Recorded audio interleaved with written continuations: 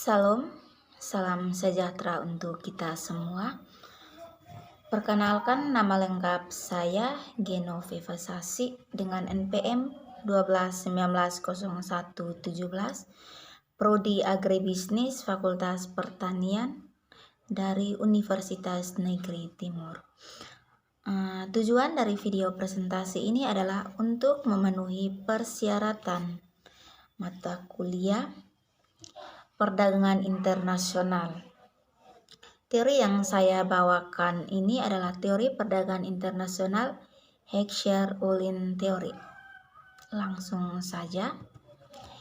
Teori Heckscher-Ohlin pertama kali digagas pada tahun 1920-an oleh dua ekonom Swedia, Elin Hecker dan muridnya Bertil Ohlin. Teori ini mengajukan suatu premis bahwa suatu negara akan mengekspor barang yang memiliki faktor produksi yang berlimpah secara intensif. Teori Heckscher-Ohlin atau biasa dikenal HO menjelaskan perdagangan antar dua negara.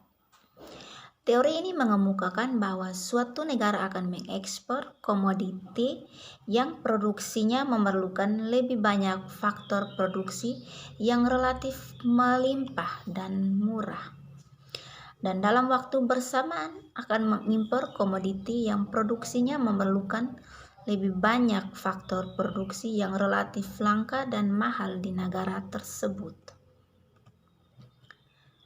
Teori HO menyatakan penyebab perbedaan produktivitas karena adanya jumlah atau proporsi faktor produksi yang dimiliki atau endowment faktor oleh masing-masing negara, sehingga selanjutnya menyebabkan terjadinya perbedaan harga barang yang dihasilkan.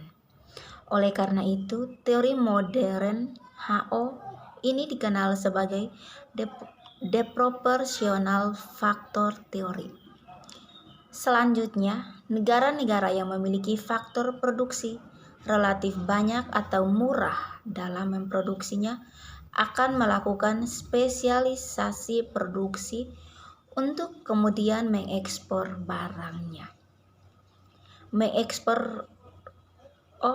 Sebaliknya, masing-masing negara akan mengimpor barang tertentu jika negara tersebut memiliki faktor produksi yang relatif langka atau mahal dalam memproduksinya.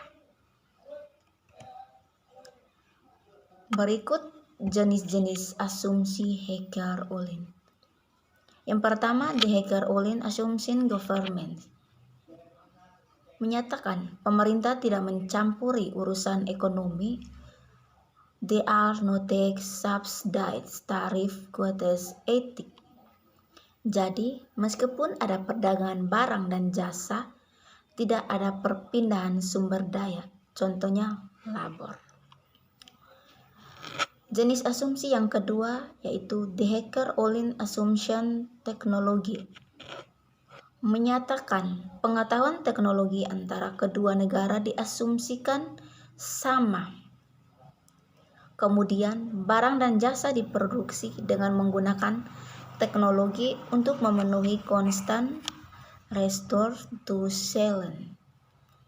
Jadi, jika produser sebuah komoditi memiliki jumlah sumber daya yang meningkat 2 kali lipat, maka jumlah produksinya juga naik 2 kali lipat.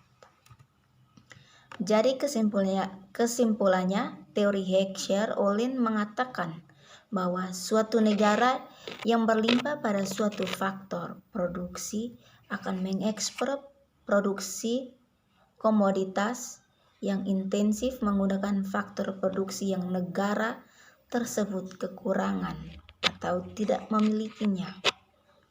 Sekian dari saya.